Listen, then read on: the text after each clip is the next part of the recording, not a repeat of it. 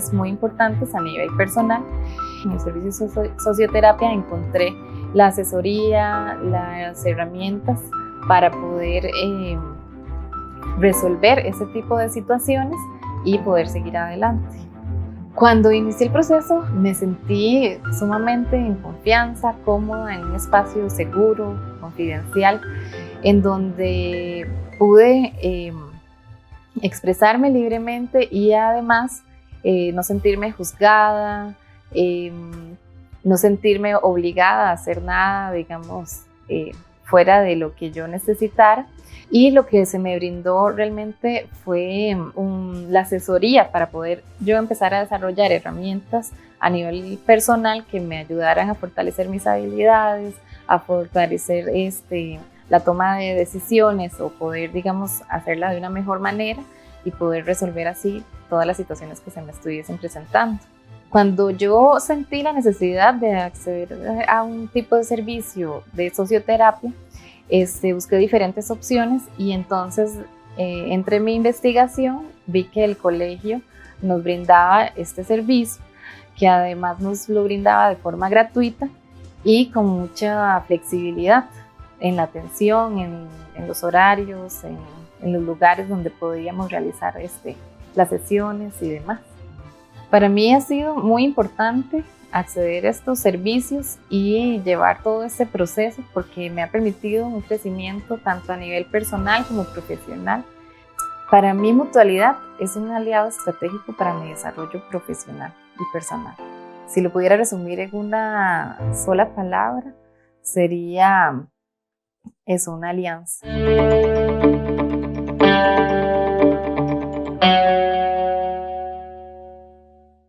Buenas tardes, bienvenidos a este espacio, su espacio CACR Conversa, un proyecto del Colegio de Arquitectos en pro de brindar una plataforma virtual de intercambio y exposición de temas de actualidad y aplicables a la mejora de nuestro sector, la arquitectura.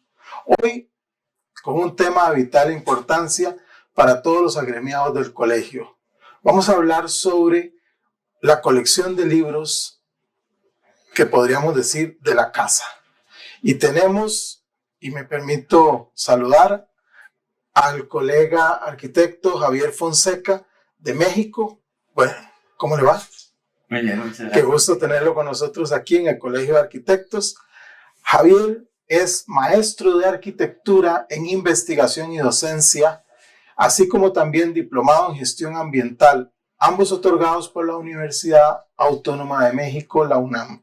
Es autor de diversos libros y publicaciones como Las medidas de una casa, La autoconstrucción de una casa y La autogestión de una casa, estos dos últimos bajo el sello Pax.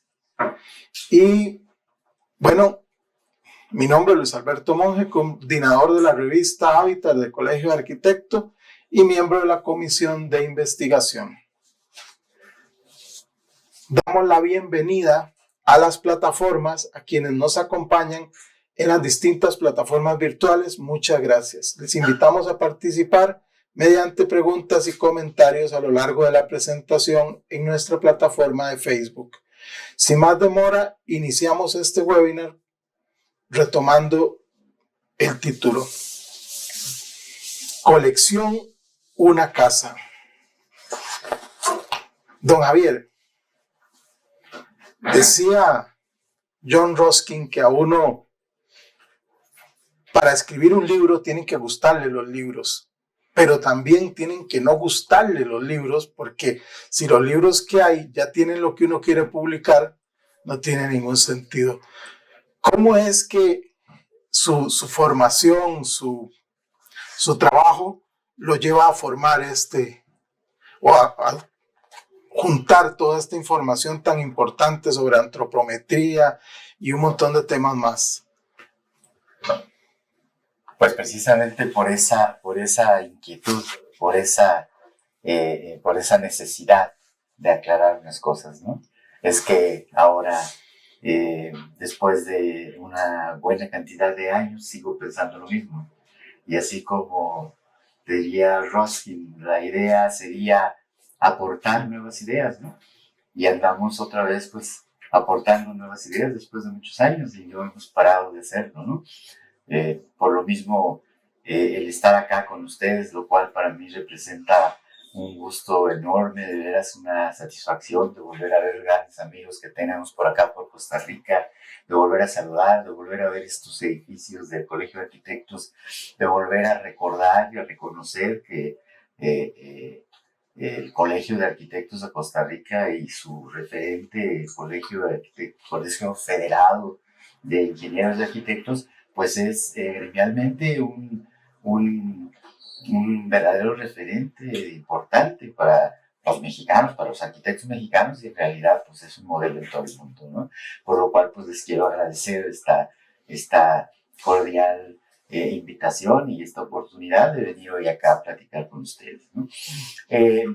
Mira, tomando el rumbo de empezar a plantear lo que tú me sugieres en tu pregunta, esta inquietud viene pues desde los principios de mis estudios como arquitecto y curiosamente, anecdóticamente diríamos que la mayor parte de este trabajo, particularmente el trabajo de las medidas de una casa, iba a convertirse en lo que sería mi tesis profesional de arquitecto. Muy interesante. Y estaba completada por un legajo enorme de dibujos, de los mismos dibujos que forman la parte de este libro, y la intención era reinterpretar las actividades del ser humano, reinterpretar las actividades de las funciones, y un poquito con una visión crítica que para entonces, en los años 70, ya nosotros deberíamos de tener, o por lo menos una buena cantidad de jóvenes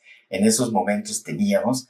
El objetivo fundamental era cuestionar, era buscar críticamente la vieja trilogía que de alguna manera marcaba el funcionalismo y marcaba esta idea racionalista de la teoría de la arquitectura. Es decir, tipo, norma, forma. Es decir, el cuestionamiento de la tipología, el análisis de por qué esta tipología vendría a convertir el hacer arquitectónico en un conjunto de normas que para ese momento los arquitectos determinarían, que empezarían a determinar la vida de los seres humanos, la vida de la sociedad, y en última instancia con ello producir unas formas que eventualmente estarían cargadas de ideología. Entonces nosotros discutíamos entonces en la entonces Escuela Nacional de Arquitectura de la Universidad Nacional Autónoma de México, con un movimiento muy importante que vino a cambiar las formas de la enseñanza de la arquitectura, conocido como el autogobierno de la arquitectura. Era un movimiento académico, era un movimiento estudiantil y un movimiento profundo en la sociedad mexicana en los años 70. Los grupos estudiantiles y los grupos universitarios convulsionados por los movimientos estudiantiles y obreros del 68 en París y en México, y por lo tanto había una efervescencia y había una posición crítica ante todo. Había para entonces ya como un manual de arquitectura, un famoso libro de un autor alemán que todos los arquitectos seguramente conocen, y el cual hizo que para los primeros años de las publicaciones de este primer libro me llamaran el Neufeld mexicano. Es decir, era un libro referente, pero curiosamente resulta que no necesariamente vendría por ahí.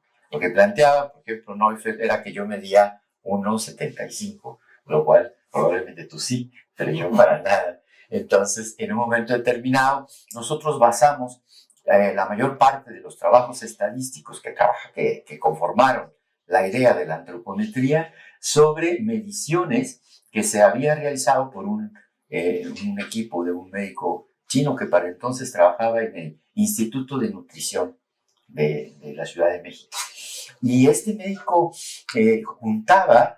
medía con cada consulta a sus niños todos los días, les medía el tamaño de los brazos, las piernas, la estatura, la talla, y algunos niños no querían, y entonces para ello, entonces su enfermera, que era su esposa, le decía al niño, mira, tu mamá la vamos a medir, y entonces medía a la mamá. O venía acompañando el papá, y entonces medía al papá. Este médico juntó una gran cantidad de información, todos esos datos, y en un momento determinado, en la entonces Escuela Nacional de Arquitectura, llegó este médico con un legajo de estas hojas de impresas de las computadoras perforadas en los extremos de estas impresoras de matriz de punto, con un conjunto de informaciones, y él nos decía que eso podía servir para diseñar hospitales. Entonces nosotros tomamos esta información y le dijimos, espérenos, y luego le vamos a decir para qué sirve. Cuando se hizo la primera presentación de este libro, invitamos al médico y lloraba de gusto de ver que el trabajo estadístico que se había utilizado para medir un conjunto de niños estaba reflejado en un trabajo de esta naturaleza. Obviamente, cada medida de esta tabla yo la convertí en dibujos, y entonces empezamos a establecer un diálogo entre las medidas de la casa y las medidas del hombre. Y entonces a partir de ahí se incorporó el concepto de la antropometría de la vivienda. Evidentemente, en el caso de la teoría de la arquitectura, ya para entonces empezaba una incorporación pues necesariamente de un conjunto de disciplinas científicas ideales para reforzar la teoría, ¿no? Estaba obviamente la antropometría, estaba la psicología, estaba la proxémica, empezábamos a estudiar de alguna manera semiología y empezábamos a ver cómo el conjunto de actividades de las funciones de una casa conformaban verdaderos códigos y conformaban verdaderos lenguajes. Y entonces la interpretación de este trabajo de las medidas de una casa fue el simplificar las necesidades de la comprensión de las actividades convertidas en problema para que el estudiante de arquitectura o el arquitecto resolviera estos problemas. Y a partir de ahí se fue construyendo, pues eso lo que decíamos al principio, una cierta tipología de construcciones de vivienda en donde el habitar se volvía normativo y producía formas distintas. Entonces, de ahí el manual, la forma de presentarlo con dibujos y presentarlo con explicaciones muy racionales, muy simples, muy elementales, pues hoy por hoy se puede decir, bueno, lo dice una de las librerías más importantes que hay en México, que en el tema de arquitectura, este es el libro que más vende. O sea, yo creo que sigue siendo útil y yo creo que sigue siendo... De hecho, usted sabe, porque ya me lo firmó, pero este era mi libro cuando yo era estudiante de arquitectura. Ya está un poco viejito, pero todavía juega y yo todavía lo utilizo en mis clases cuando converso con los estudiantes. Me parece que sigue siendo muy vigente, muy importante. Entonces, por esa razón, porque estamos hablando de libros, con un autor de libros, con alguien que le gustan los libros, es que estamos en la biblioteca del Colegio de Arquitectos. Si ustedes ven extraños estos escenarios que no habían visto en otros webinars, es por eso. Bien, decidimos que la presentación de don Javier la íbamos a hacer aquí, porque aquí es donde nos sentimos más cómodos con los libros. Excelente presentación. Dicho sea de paso, nosotros aquí en Costa Rica tenemos mucha relación, como usted sabe, con la Universidad Autónoma. Muchísimos de nuestros arquitectos más importantes vienen de ahí. Incluso el edificio que está ahí enfrente, Hernán Jiménez, es uno de los graduados de la UNAM. Entonces, para nosotros pues, es un gran orgullo tenerlo aquí. Y ya vimos el génesis de este. ¿Cuál seguiría? Definitivamente, yo decía, acá con esto se genera una alternativa de forma de manual de empezar a acompañar el proceso de diseño. En el momento que empezamos a acompañar el proceso de diseño con datos concretos, mesurables, utilizables, entonces empezamos a hablar de una cierta normatividad. La arquitectura está hecha de normas y los arquitectos generan un conjunto de códigos a partir de las normas, ya sea técnicas, ya sea teóricas, ya sea conceptuales. Evidentemente, nos fuimos enfrentando en el caso de las grandes necesidades de vivienda, de las más fuertes requerimientos, de las más profundas deficiencias de servicios que tienen las ciudades, es en el tema de la vivienda para los que menos tienen. Durante los años 70 se empieza a dar en casi todo el mundo, pero particularmente en América Latina y particularmente en México, se empieza a expresar una profunda transformación de las ciudades a partir de la incorporación de grandes cantidades de población que vienen del campo depauperado y que se empiezan a buscar un lugar en donde vivir en las ciudades. El suelo urbano tiene unos costos y tiene una relación con la infraestructura directamente y por lo tanto empieza a darse una segregación de espacios en las casas, en los barrios de la ciudad, y las casas de estas clases sociales que no tienen capacidades adquisitivas, que sus capacidades sociales y económicas son francamente limitadas, empiezan a buscar lugares para vivir y empiezan a llevar a cabo la construcción de sus viviendas por cuenta propia. Autoconstrucción le llamaron para entonces, autogeneración de vivienda, de manera despectiva y de manera muy poco claro en la comprensión. La mayor parte de los arquitectos tratamos de evidenciar que eso no estaba bien.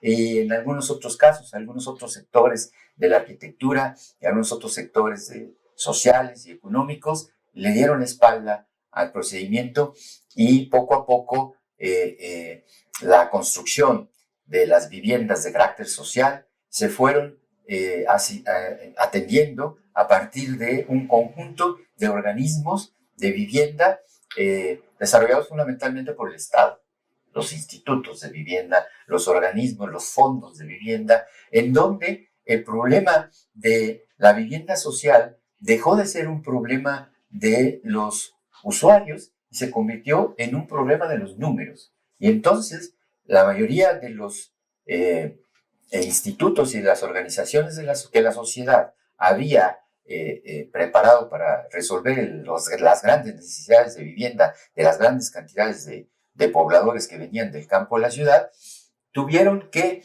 empezar a construir vivienda en serie. Y entonces nacen las unidades habitacionales, nacen los problemas, con todos sus problemas, y entonces empiezan a darse estos proyectos con características tipológicas en serie, ¿no?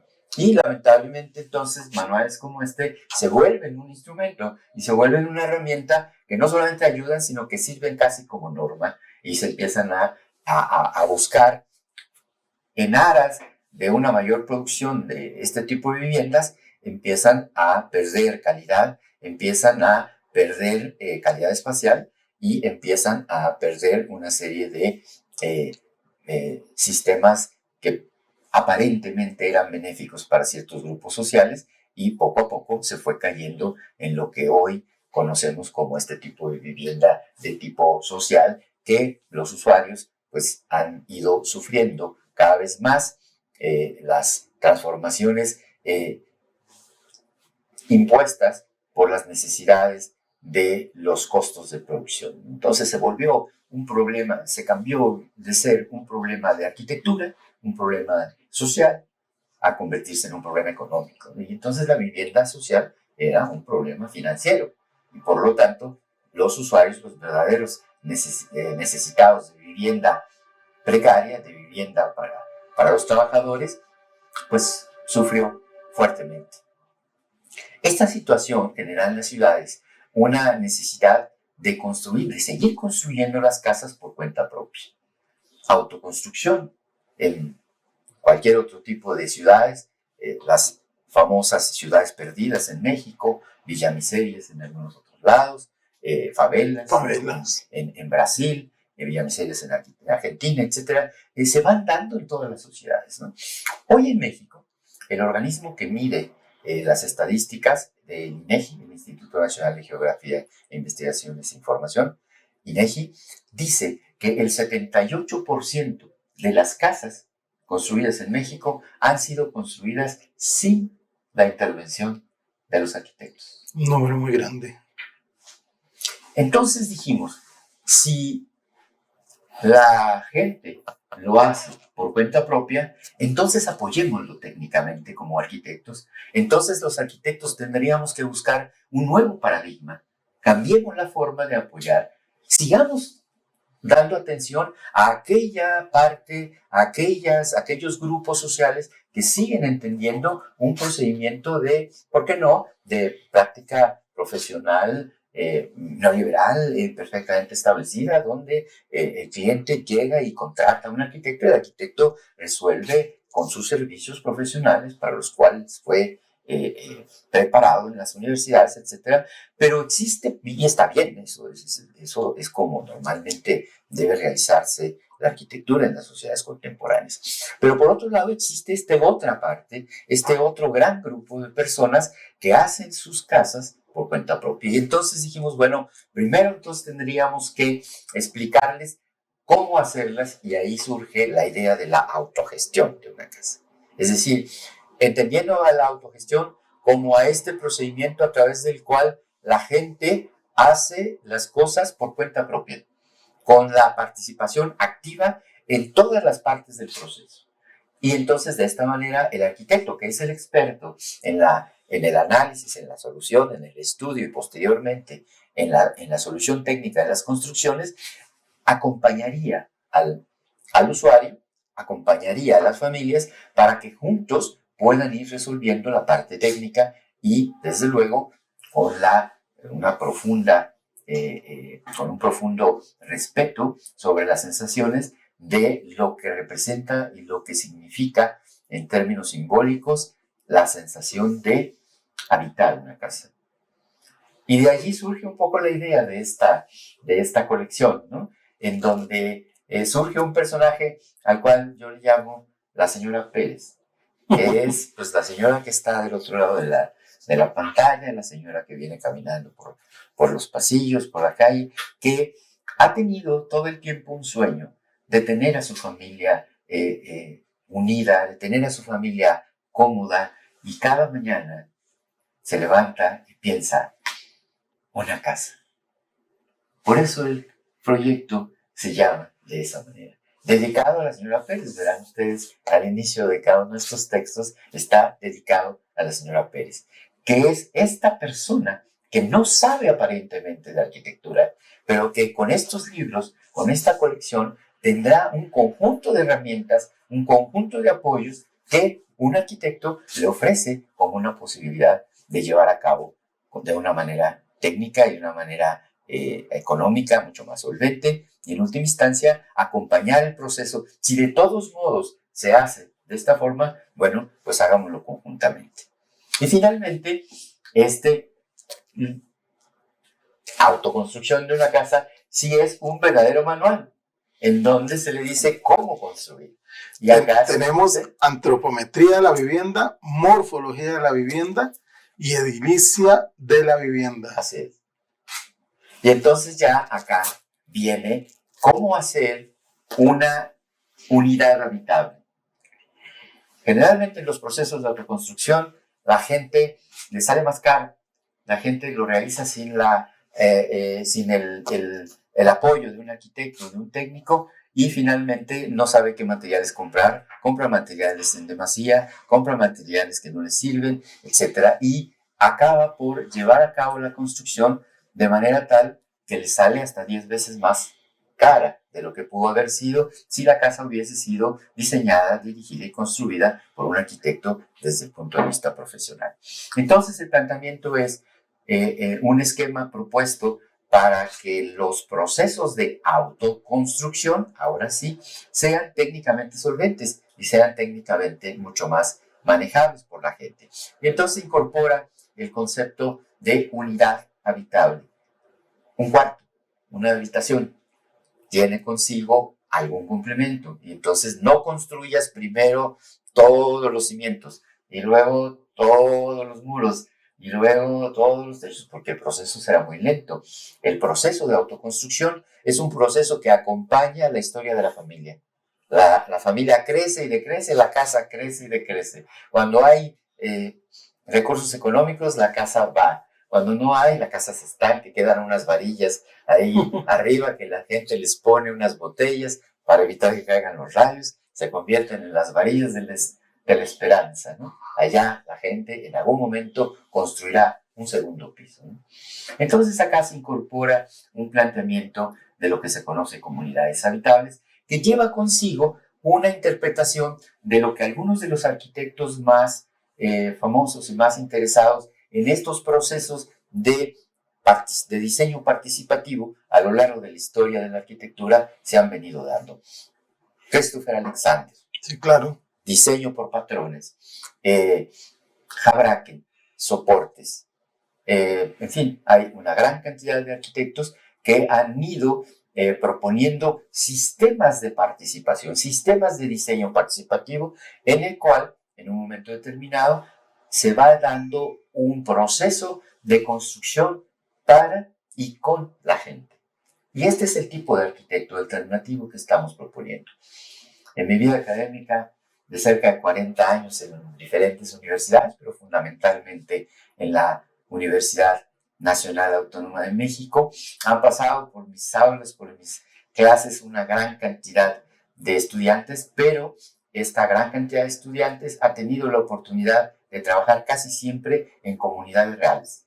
Entonces, mi proceso de enseñanza-aprendizaje es un proceso a través del cual el estudiante va a la comunidad y trabaja con la gente, y generalmente intentamos que los proyectos se lleven a cabo con el acompañamiento de estos estudiantes de arquitectura que se convertirán en arquitectos en un futuro muy cercano y que en última instancia tendrán como una práctica profesional una alternativa distinta, un arquitecto de la actualidad, un arquitecto que hoy las ciudades aceptan, un arquitecto que hoy algunos grupos de población de las ciudades requieren, demandan, y por lo tanto una buena parte de estos arquitectos pues tienen muy buen trabajo y tienen muy buena actividad y están incorporados en algunas actividades, ¿no? Y están incorporados en la vida profesional, están haciendo casas para y con la gente. Y ese es un poco el motivo por el cual se producen este tipo de documentos, la función que tienen y el acompañamiento académico y profesional que llevan consigo pues una actividad profesional tal como este arquitecto de ya muchos años pues lleva muchas experiencias de trabajo en una buena cantidad de comunidades en México fundamentalmente y en algunos otros más países del mundo. Excelente, don Javier. Cuando los amigos de la librería Alemán nos dijeron que usted iba a andar por el país, nosotros queríamos traerlo al colegio para conversar con usted, para hablar un poco de libros, y nos enteramos que hay un cuarto libro sí, que viene en proceso. ¿Se puede hablar de qué trata ese libro? Se llama La idea de una casa. Entonces serían las medidas de una casa, la autogestión, las medidas de una casa, antropometría. Antropometría de la la autogestión vivienda. de una casa, morfología de la vivienda. Y la autoconstrucción de la casa, edilicia de la vivienda. Falta lo que probablemente debía ser lo primero, pero al último, que es la idea de una casa, el diseño. Es decir, de qué manera ahora la señora Pérez decide que le gusta más que la luz entre por esta parte de la cocina. Y la señora Pérez dice, es que yo quiero la cocina con una ventana grande. El arquitecto le dice, no, señora Pérez, lo que usted necesita es una buena orientación para que la cocina esté bien iluminada y bien ventilada. Pero eso no se llama ventana grande, eso se llama de otra manera. Y entonces, esta es la idea de la casa. La gente tiene una idea de la casa y el arquitecto le dice cómo diseñarla. Cómo llevarla a cabo. Y de alguna manera también como que se completa el círculo. Es correcto. Esa es la idea. Sí. Interesantísimo. Y para ir cerrando, ahora usted mencionó sus clases en la UNAM. Y cómo se relaciona, digamos, su enseñanza con la utilización de estos manuales. Pero usted al inicio también nos habló de su formación. Tantos años y tanta experiencia, ¿qué nos puede contar de esa magnífica universidad que es la UNAM? ¿Algún recuerdo, alguna anécdota? Bueno, es toda una vida, ¿no? Toda una... La Universidad Nacional Autónoma de México es, en el caso de la sociedad mexicana, una de las instituciones pilares de la cultura, ¿no? Y pilares de la sociedad misma, ¿no? El proyecto de la construcción de la Universidad Moderna en los años 50, 1954, el proyecto de la ciudad universitaria, lleva consigo la incorporación de alrededor de 100, un poco más de 100 arquitectos. Estos 100 arquitectos eran, generalmente la mayoría de ellos eran profesores de la entonces Escuela Nacional de Arquitectura. El arquitecto entonces, desde el nacimiento de esta universidad moderna, ha jugado un papel importante en la universidad. La ciudad universitaria y sus edificios, la ciudad universitaria son magníficos, y su arquitectura forman no solamente una institución educativa, sino que marcan, con la presencia de esta arquitectura, marcan la posición de la arquitectura mexicana entre las más importantes del mundo en la historia moderna, en la historia de la humanidad en términos generales, pero hablando de la arquitectura contemporánea y la arquitectura moderna, la arquitectura de la ciudad universitaria produce un movimiento arquitectónico y lleva consigo la mayor parte de las interpretaciones de lo que los grandes arquitectos del mundo, Le Corbusier en Europa, Frank Lloyd Wright en los Estados Unidos, Mies van der Rohe, todos estos grandes arquitectos de principios del siglo XX provocan una influencia muy importante en los arquitectos mexicanos de la época. Hace un rato tú mencionabas el arquitecto que es el autor del edificio de este colegio, Hernán Jiménez, quien aprecio mucho y tuve la oportunidad de estar con él en muchas ocasiones. Él trabajó con uno de los arquitectos más importantes, Teodoro González de León. Maestro, que trabajó con el Corbusier. González de León, y es una anécdota y te voy a contar una muy bonita. Teodoro González de León era un estudiante de los últimos años de la carrera de arquitectura de la entonces Escuela Nacional de Arquitectura que operaba en la Academia de San Carlos, allá en el viejo centro histórico, y Teodoro participa en el concurso para hacer el proyecto de ciudad universitaria. Gana el primer lugar. Cierto. El plan maestro de ciudad universitaria está basado sobre la propuesta ganadora del estudiante del último año de la carrera, Teodoro González de León. Y desde esa manera y desde ese momento, digo yo, y por eso le explicaba, los arquitectos de la Universidad Nacional juegan un papel importante en la universidad como tal. La ciudad universitaria es hoy por hoy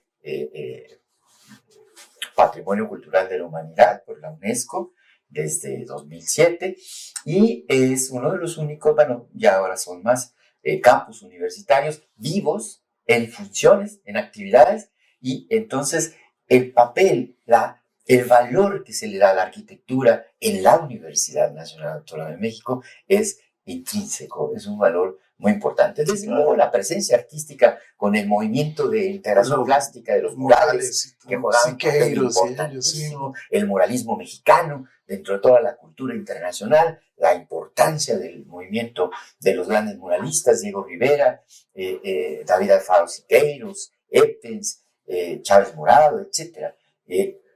El mismísimo Juan O'Gorman en la biblioteca central de la ciudad universitaria. Y bueno, en última instancia, la presencia de estos momentos culturales y estos momentos arquitectónicos. Los arquitectos de la Universidad Nacional Autónoma de México, entonces, han jugado un papel muy importante en la universidad. Hace rato yo mencionaba el tratamiento de este modelo educativo que se da a partir de los años 70, que se conoció como el autogobierno de arquitectura, ¿no? El autogobierno fue un movimiento estudiantil, un movimiento académico que trató de cambiar las viejas reglas de enseñanza y transformó la manera de enseñar la arquitectura. Abrió el campo de diferente manera de ver la enseñanza de la arquitectura, y todas las escuelas del mundo, todas, recibieron de alguna manera una cierta influencia de este tipo de movimientos. La manera de cómo hoy seguramente tú impartes tus clases en las universidades es totalmente distinta, sí, claro, a la manera de cómo a muchos de nosotros nos enseñaron. Entonces, ahora hay mucha mayor participación.